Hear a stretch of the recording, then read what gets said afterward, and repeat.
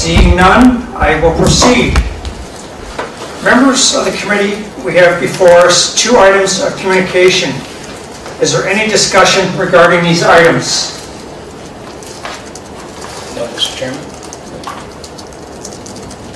Seeing as there's no discussion, may I have a motion on the items, please? This, that the communication items be received, that the Election Compliance Audit Committee continue the practice of deliberating in private as supported by Hamilton City Council, pending the judicial review requested by Council. May I have a motion on this to accept? I move. Moved by Linda, seconded. I'll second it. Seconded by John. The motions have been accepted. So we will now move on to the application. Call for vote. Oh, call for a vote. I'm sorry. We have a vote on the motions, please. The acceptance. All agree? All in favor? Unanimous. Okay, we'll now move on to the applications. This Election Compliance Audit Committee hearing has been convened pursuant to Section 81 of the Municipal Elections Act 1996 to consider the matter of compliance audit applications. We will begin with the applicant or their representative submissions with respect to the application, followed by the candidates' submissions. Those who speak at today's hearing are reminded to please provide your mailing address to the clerk prior to leaving the room today. Following the submissions, the committee members shall have opportunity to speak to the matter, including asking questions of the applicant and or candidate or their representatives. When the committee has asked its questions, the applicant and candidate or their representatives may provide a brief summation. If deemed necessary, the committee will ask the candidate to submit further documentation. The committee will make its decisions on the request for compliance audits following the completion of the hearings. Decisions of the committee will be sent to the applicant and or representatives and the candidate and or representatives and posted on the city's website. If anyone in attendance today would like to be notified by email of the committee's decision, please ensure you have provided the clerk's office with your contact information on the sign-in form that is available.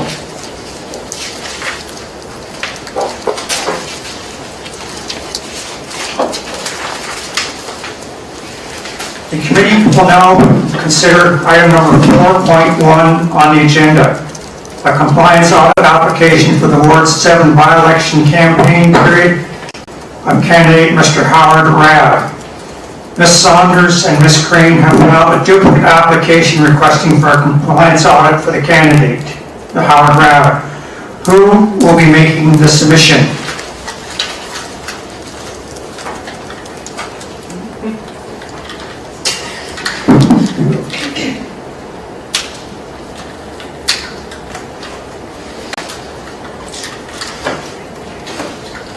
Mr. Chair, if you want to start with the candidate, you can. Perhaps the applicants are detained. You can start with the candidate. Proceed with the candidate. The candidate, Mr. Rabb, or his representatives are invited to respond to the application regarding campaign finances and provide any information. Mr. Rabb? Mr. Rabb? Yes, that's... Yes, you may proceed, sir. Thank you, Mr. Chairman. I just want to thank all the committee members for coming together today to look at this very important issue. I'm not going to belabor and speak very long. I will say that many of these issues, in fact, probably all of these issues have been brought up to this very committee before by a previous applicant, actually by the same applicant on 10 or 12 different occasions. And this committee has chosen at that time to not pursue a compliance audit at that time, as in the words of the paraphrasing the words of the committee. Yeah, we'll get it. Paraphrasing the words of the committee, that no additional information would be gleaned from said compliance audit.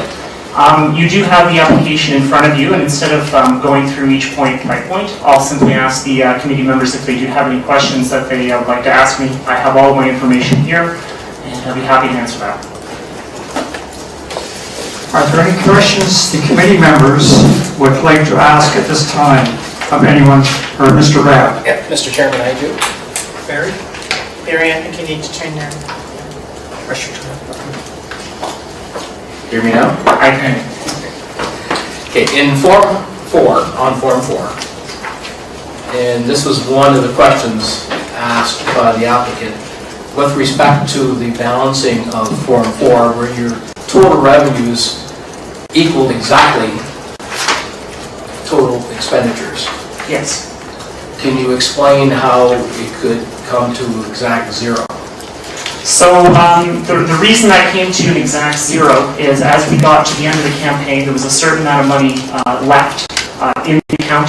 When I went to search out an auditor, I gave them the instructions that I have only this much money left to pay for said audits. So that was just that was a requirement of me choosing my auditor was somebody who could work within the budget provided, and so that used the last of the money in the campaign account.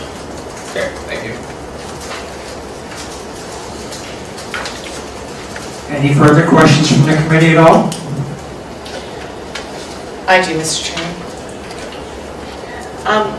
In relation to office expenses, we're not seeing any, with the exception of the $11 and well, it comes to $45 for The the website. website. Can you explain how you conducted your campaign without any sort of office expenses? Sure, absolutely. So being the first time running, many of my volunteers were aggressively encouraging me to rent an office. They said that it was absolutely vital to winning. I decided that based on the limited funds that we had and the limited number of volunteers that procuring a secondary campaign office was unrequired. And so we pretty much just ran it out of my car, pretty much. It was whatever I did at home and then what I did when we were actually in the ward canvassing. So, but you did run some of it out of your home. So for instance, what phone? Like, you must have had phone calls, you must have had photocopying. We're not seeing any of those expenses at all. So all the photocopying is actually recorded because we had everything done through the UPS store. I don't have a photocopier at the house, so we just, we only actually had 2 sets of things run off. They were basically, I guess, flyers. And I believe they're just listed in here as flyers. I have to look at the actual, I think it was 2 transactions.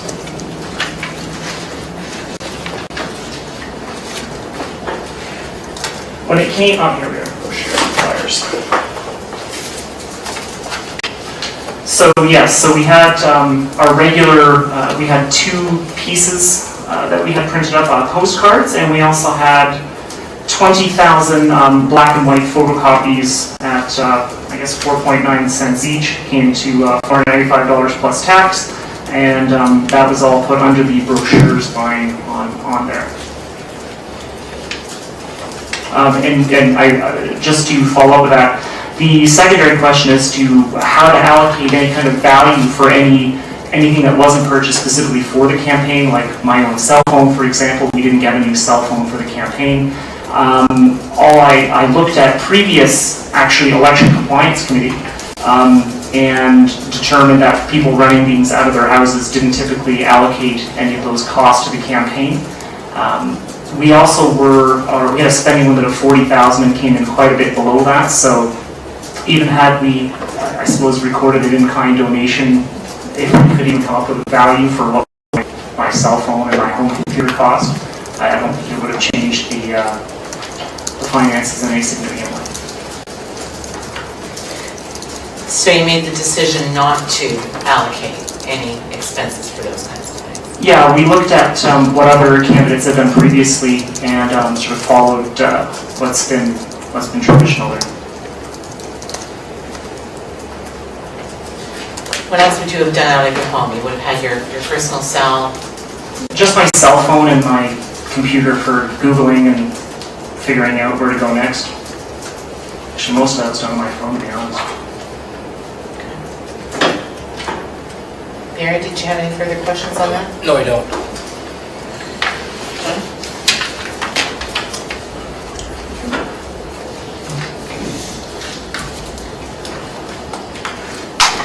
Okay, normally it would be a situation where I would say that those made submissions for the compliance office audit are now invited to provide the committee with a brief summation of which, while Mr. Rabb has provided his information, we don't appear to have any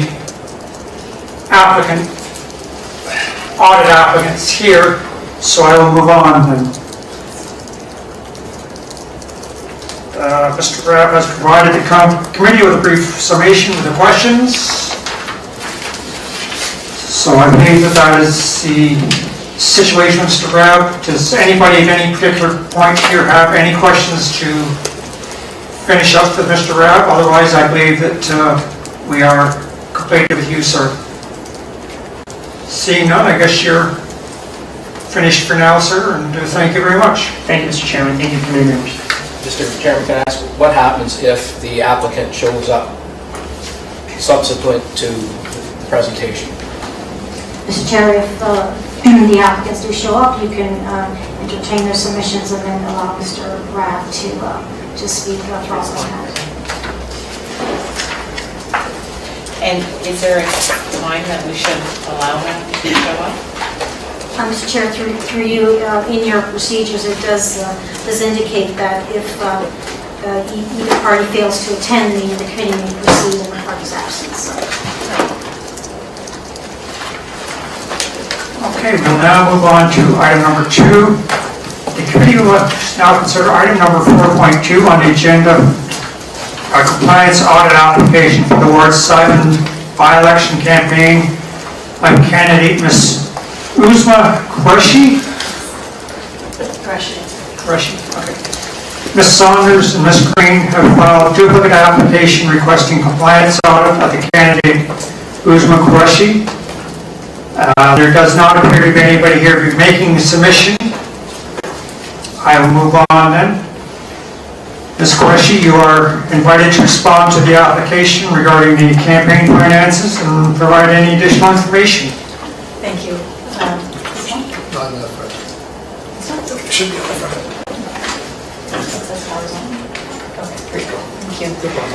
Thank you so much for providing me the opportunity to defend what has happened. My parents immigrated to Canada. They chose this country as their home. Went through many challenges as all newcomers face, and I grew up in a home very proud to be a daughter of a newcomer.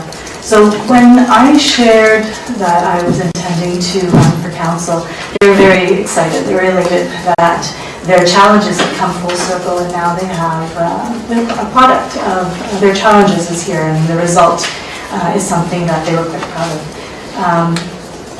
So it was very important for me that I take this step. During the campaign, though, my mother became very ill. Sorry.